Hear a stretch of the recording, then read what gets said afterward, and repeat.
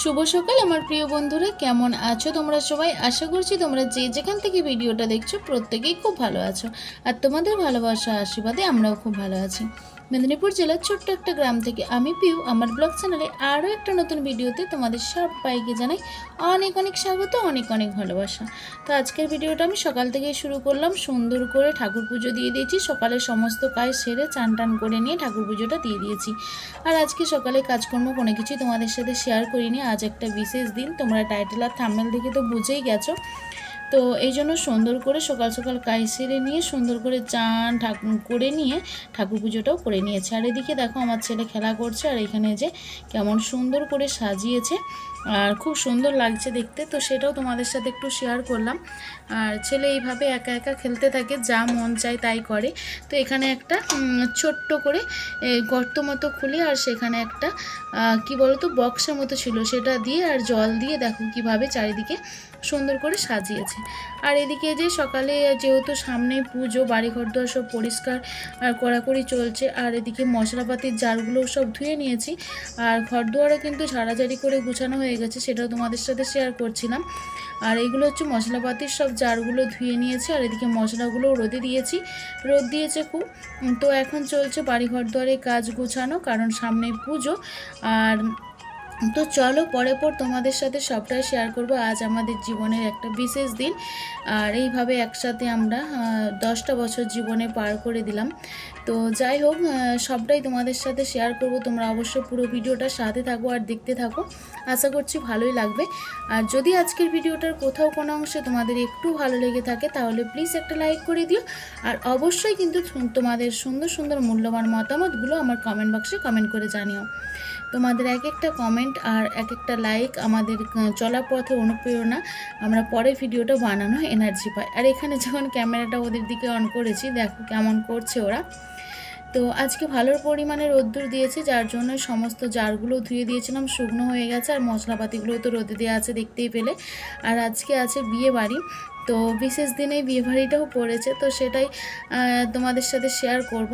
তো তোমরা অবশ্যই সাথে থাকো, দেখতে থাকো, আশা করছি ভালোই লাগবে। আর যদিও এটা দুটো দিনের ভিডিও একসাথে আমি শেয়ার করছি তোমাদের সাথে। তো চলো তোমরা সাথে থাকো আর দেখতে থাকো। এই হচ্ছে বিয়েবাড়িতে এসেছি খাওয়া দাওয়া করতে। দুপুর থেকে বিয়েবাড়িতে নিমন্ত্রণ ছিল, তো দুপুরে খাওয়া দাওয়া করতে এসেছি। তোমাদের সাথে শেয়ার করেছিলাম যে বিয়ের কনেকে আইবুড়ো ভাত খাইয়েছিলাম, তো তার বিয়ে আজকে। তো দেখো, তো দুপুরে চলে এসেছি খাওয়া দাওয়া করতে। তো দুপুরে এখন চলছে নান্নিমুখের শ্রাদ্ধ, সেটাই তোমাদের সাথে শেয়ার করলাম।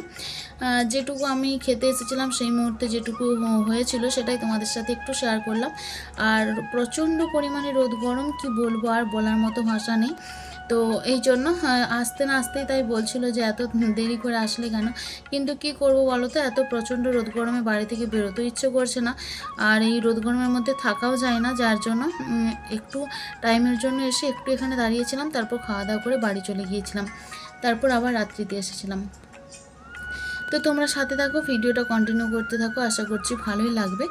তো তোমাদের সাথে কতটা কি শেয়ার করতে পারছি জানি না, তো তবুও আমি যতটা পেরেছি তোমাদের সাথে শেয়ার করার চেষ্টা করেছি। আর খুব একটা তো রেসপন্স পাচ্ছি না, তার জন্য এখন কিন্তু ভিডিও করা এনার্জি একদমই নেই, ভিডিও করতেও ইচ্ছে করছে না। যদিও ভিডিও যেটুকু শ্যুট করা হচ্ছে সেটুকুও এডিট করে পোস্ট করতে ইচ্ছে করছে না।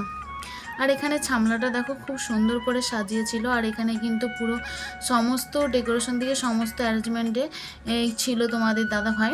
তো ও কিন্তু ওর ডিসিশানেই হয়েছে সমস্ত কিছু। আর এখন একদম চলে এলাম রাত্রিবেলা এখন এই যে খাওয়া দাওয়া করতে যাব, রেডি হয়েছি। বিয়ের দিনকে রাত্রিবেলা খাওয়া দাওয়া করতে যাব, যার জন্য রেডি হয়েছি। তো চলো তোমরা আমার সাথে চলো বিয়ে বাড়িতে। আর এখানে যে দেখো কনের এখানে ছবি ফটোশ্যুট হচ্ছে, ও কনের বান্ধবীরা একটা ফটো ফ্রেম দিয়েছে, সেটাই ওরা ওপেনিং করছে। তো এখানেও তোমাদের সাথে একটু শেয়ার করে দিলাম, খুব সুন্দর লাগছিল ওকে দেখতে। তো আর ফটো ফ্রেম যেটা দিয়েছে সেটা ওরই ফটো দিয়ে ফ্রেমটা দিয়েছে, দেখো দারুণ লাগছে দেখতে, খুব সুন্দর লাগছে। তোমরা কিন্তু অবশ্যই কমেন্ট করে জানিও কেমন লাগছে। আর কনেকে কিন্তু এই অতিরিক্ত গরমের মধ্যে খুব সিম্পলভাবে সাজিয়েছিল, দেখতে কিন্তু দারুণ লাগছিল। একদম সিম্পল মেকআপে, ভারী একদম ব্রাইডাল মেকআপ নয়, খুব সিম্পল মেকআপের মধ্যে সাজিয়েছিল, দারুণ লাগছিল দেখতে। আর চারপাশে ডেকোরেশনটাও দেখতে পাচ্ছ, খুব সুন্দর লাগছে। আগেই বললাম সমস্ত কিছুটাই কিন্তু ওই যে মেয়ের বাবা আর তোমাদের দাদাভাইকে ছাড়া কোনো কাজই করেনি, সমস্ত কিছু ওরকে নিয়ে গিয়ে আর ওর সাথে আলোচনা করে হয়েছে সমস্ত কাজটাই। তো যাই হোক, খুব সুন্দর লাগছে চারিদিকটা দেখতে, সাজানো গোছানোটা। যদিও এগুলো আগেই ফোনে তোমাদের দাদাভাই আমাকে দেখিয়েছিল যে দেখো এই ডিজাইনগুলো সিলেক্ট করা হচ্ছে, তো আগে আমি দেখেছিলাম, ভালোই লেগেছিল। তো এখন দেখো আরও সুন্দর লাগছে দেখতে, রাত্রিবেলা যেহেতু লাইটিংয়ে তো আরও সুন্দর লাগে। আর এখানে যে দেখো বান্ধবীরা সবাই মিলে ছবি উঠছে, তো আমরাও ছবি উঠেছিলাম। আর যখন আমরা ছবি উঠছিলাম তখন আর কেই বা ভিডিও করে দেবে, তখন আমরা ওখানে উঠে ছবি উঠলাম। তো যাই হোক, মেয়েটা খুবই ভালো, আর ভালো বাড়িতেই বিয়েও হয়েছে। তো এখন আমরা চলে এসেছি ফাইনালি খাওয়া দাওয়া করতে রাত্রিবেলা। যদিও অনেকটা রাত হয়নি, খাওয়া দাওয়া করেছি আমরা তখন বাজে 9:30 মতো, কিন্তু বর আসতে অনেকটা রাত হয়েছিল। খাওয়া দাওয়া করে নিয়ে বসে থেকে থেকে ক্লান্ত হয়ে গিয়েছিলাম। তোমাদের দাদাভাই তো বাড়ি আসতে দিল না, বললো একটু বসে যাও, এক্ষুনি বর চলে আসবে, দেখে যাবে। তো সেই জন্য বসে থেকে থেকে 11:30 বাজে তখন বর এসেছে।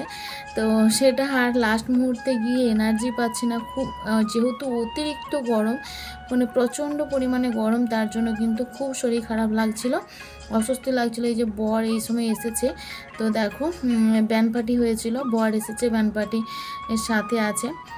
সবটাই তোমাদের সাথে শেয়ার করছি যতটা যা ক্যাপচার করতে পেরেছি।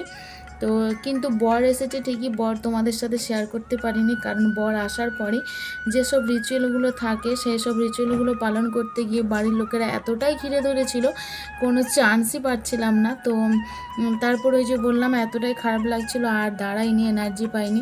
তোমাদের দাদাভাইকে বললাম আমাকে একটু বাড়ি ছেড়ে দিয়ে আসবে, চলো আর ভালো লাগছে না। এই হচ্ছে বরের গাড়ি চলে এসেছে, তোমরা তো দেখে বুঝতেই পারছো। আর এখানে বরের গাড়ি আসার পরেই সবাই কিন্তু খুব ঘিরে ধরেছে যেসব রিচুয়ালগুলো থাকে সেগুলো পালন করার জন্য। এটা কিন্তু আমাদের রিলেটিভ নয়, পাড়াপড়শি, কিন্তু একসাথে থাকতে গিয়ে একটা বন্ধুত্বের মতো সম্পর্ক হয়ে গেছে তোমাদের দাদাভাইয়ের সাথে। এই যা, তো দেখো এখানে যে বরের গাড়ি দাঁড়ানোর সাথে সাথে কিন্তু সবাই চারিদিক থেকে ঘিরে ধরেছে। তোমাদের সাথে একটু বর শেয়ার করার ইচ্ছে ছিল, কিন্তু পারিনি শেয়ার করতে, কারণ সামনেকে যাওয়ার মতো চান্স পাইনি, আর আমি ওদেরকে বিরক্তও করিনি। সামনেকে গিয়ে মানে ওরা ওদের নিয়মকানুনগুলো করছিল, ভাবলাম যে নিয়মকানুনগুলো হয়ে যাক তারপর ভিডিও করব, কিন্তু না, এতটাই গরমে খারাপ লাগছিল। তোমরা তো জানোই আমি অতিরিক্ত গরমটা সহ্য করতে পারি না, এতটাই খারাপ লাগছিল, চলে এসেছিলাম। তো এখন হচ্ছে বিয়ের পরের দিন, মানে কনে রাখার দিন, যেটা বলে কনে যাত্রী যাওয়া। আর এই দিনই ছিল আমাদের অ্যানিভার্সারি, তো যার জন্য তোমাদের প্রথমে একটু ভুল বলা হয়েছে। তো এই দিনই ছিল, আমি যেহেতু 2 দিনের ভিডিও শেয়ার করেছি সেহেতু একটু গুলিয়ে গেছে। তো এই দিন ছিল আমাদের অ্যানিভার্সারির 27 তারিখ, বৈশাখ মাসের 27 তারিখ। তো এই জন্য তোমাদের দাদাভাইয়ের জন্য আমি অনলাইন থেকে এই ঘড়িটা অর্ডার দিয়েছিলাম। তো আগেই দিয়েছিলাম, যদিও এই ঘড়িটা তোমাদের দাদাভাই রিসিভ করেছে, যখন অনলাইন থেকে ডেলিভারিটা দিতে এসেছিলো তখন ওই রিসিভ করেছে, কারণ দুপুরে এসেছিল আর ও বাড়িতেই ছিল, যার জন্য ওই রিসিভ করেছিল। কিন্তু ওকে আমি বলেছিলাম এটা এখন খোলা যাবে না, কি আছে তোমাকে আমি এখন বলবো না, সময় হলে নিশ্চয়ই দেখাবো। প্রথমে যদিও দেখতে চেয়েছিল, তারপর আর জোর করেনি, বললাম না অবশ্যই দেখাবো, কিন্তু আমাকে একটু সময় দাও, কারণ এই দিনটার জন্য আমি ওয়েট করছিলাম। যার জন্য তোমাদের দাদাভাইয়ের জন্য ওইটা আমি অনলাইন, যেহেতু আমি বাড়ি থেকে একা কোথাও যাই না, তোমাদের দাদাভাইয়ের সাথেই যাই, যার জন্য আমি এটা অনলাইনে অর্ডার করেছিলাম। আর তোমাদের দাদাভাই আমার জন্য এই নেকলেসটা এনেছে, কেমন হয়েছে অবশ্যই কমেন্ট করে জানিও। আমাদের এই 11তম অ্যানিভার্সারিতে তোমাদের দাদাভাই আমাকে কী দিল আর আমি তোমাদের দাদাভাইকে কী দিলাম সেটা তোমাদের সাথে শেয়ার করলাম। ঘড়িটা আর এই নেকলেসটা তোমাদের দাদাভাই দিয়েছে আমাকে, কেমন লাগছে জানিও। আর তোমাদের দাদাভাই আগে এরকম গোল্ডেন ফ্রেমের ঘড়ি সব সময় পরে থাকতো, মানে বাড়ি থেকে বেরোলেই পড়ে যেত। তো সেই ঘড়িটা নষ্ট হয়ে যাওয়ার পর, মানে রঙটা চটে যাওয়ার পর কিন্তু তখন থেকে আর কিনেও নি আর পরেও নি। নেই হাতে ঘড়ি। কি বলো তো, এই সংসারের চাপ, আমাদের সবার চাহিদা, সংসারের চাহিদা, সব রকম চাহিদা পূরণ করতে করতে নিজের সব শখসাদগুলো যেন বিসর্জনই দিয়ে দিয়েছে। তো আমার নিজের থেকেই যেন কেমন একটা লাগে, ও যে কাজগুলো করতো, মানে যে যে যেমনভাবে থাকতো তেমনভাবে থাকা না থেকে যেগুলো বিসর্জন দিয়েছে সেগুলো মানে না দেখে আমার কেমন লাগে। যার জন্য আমি অনেক আগে থেকেই ভেবে রেখেছিলাম যে এবছর অ্যানিভার্সারিতে আমি ওকে একটা ঘড়ি গিফট করব। যার জন্য অনলাইনে দেখে আমি ওই ঘড়িটা গিফট করেছিলাম। তো তেমনভাবে কিছুই অ্যানিভার্সারি এবছর পালন করা হয়নি, কারণ ওই যে বিয়েবাড়ি যেহেতু গেল, তো তার জন্যই তেমনভাবে কিছুই পালন করা হয়নি। জাস্ট ওই বিয়েবাড়িতে কনে রাখতে যাও বলে বেরিয়েছিলাম, রেডি হয়েছি, ওটা হচ্ছে বিয়েবাড়িতে কনে রাখতে যাওয়ার লুক। আর যদিও ওটা আমার বিয়েরই শাড়ি, তো সেই জন্যই ওই দিনে আমি ওই শাড়িটাই পরেছিলাম। তো আমার কেমন লাগছিল লুকটা অবশ্যই কমেন্ট করে জানিও। আর তোমাদের দাদাভাইকে আমি ওই জন্যই ঘড়িটা দিলাম, যাতে ও যেমনভাবে ছিল আগে সবসময় গোল্ডেন ফ্রেমের ঘড়ি আঁটতো হাতে, তো যার জন্য আমি ওটা ওকে দিলাম যাতে ও সবসময় ব্যবহার করতে পারে। আর এখন আমরা চলে এসেছি কনে রাখতে বরের বাড়িতে। তো মেন গেট থেকেই তোমাদের সাথে শেয়ার করলাম, ওটা ছিল আমার কনে রাখতে আসার লুক। অবশ্যই কমেন্ট করে জানিও লুকটা কেমন ছিল, আর তোমাদের দাদাভাইয়ের দেওয়া নেকলেসটা কেমন লেগেছে অবশ্যই কমেন্ট করে জানিও। আমার তো খুব ভালো লেগেছে সিম্পল ডিজাইনের উপরে। সিম্পল ডিজাইন তো এমনিতেই ভালো, হালকা সিম্পল ডিজাইনের উপরে আমার খুব ভালো লেগেছে। যদিও অবশ্যই এটা সোনার নয়, তোমাদের দাদাভাই যেমন সামর্থ্য তেমন আমাকে গিফট করেছে। আর একটা গোলাপ তো দিয়েছে অবশ্যই। আর গিফট কখনো মূল্য দিয়ে বিচার হয় না, ভালোবেসে যদি কিছু একটা নিয়ে আসে সেটাই যেন মনে হয় অনেকটা।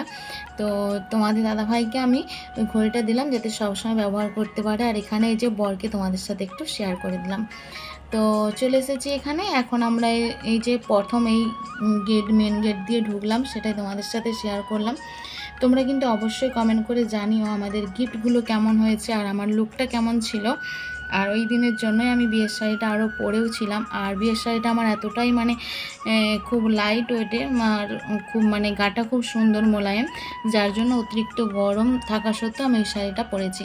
মানে অতিরিক্ত যেহেতু গরম, অন্য ভারী শাড়ি পরলে অস্বস্তি লাগবে, যার জন্য এটাই পরেছিলাম। আর এটাই ছিল আমার লুক আর সেদিনকার। আর খুব ভালো লেগেছে। আমি একটা অন্য নেকলেস পরেছিলাম, তোমাদের দাদাভাই যে ওটা এনেছে আমার জন্য সেটা তো আমি জানতাম না, রেডি হওয়ার পর দিল। তো সেই জন্য ও সেটা খুলে আবার এটা পরিয়ে দিল। কানেরগুলো খুলতে বলেছিল, বললাম না থাক, কানেরগুলো যেহেতু হালকা সিম্পলের উপরে, তো বললাম না বিয়ে বাড়িতে যাচ্ছি এতটাও সিম্পল পরবো না, যার জন্য একটু বড় কানেরগুলোই পরলাম। তো তোমরা যারা যারা এতক্ষণ পর্যন্ত ভিডিওটার সাথে আছো সবাইকে অনেক অনেক ভালোবাসা, অসংখ্য ধন্যবাদ। প্লিজ সবাই একটু লাইক কমেন্ট শেয়ার করে দিও। আর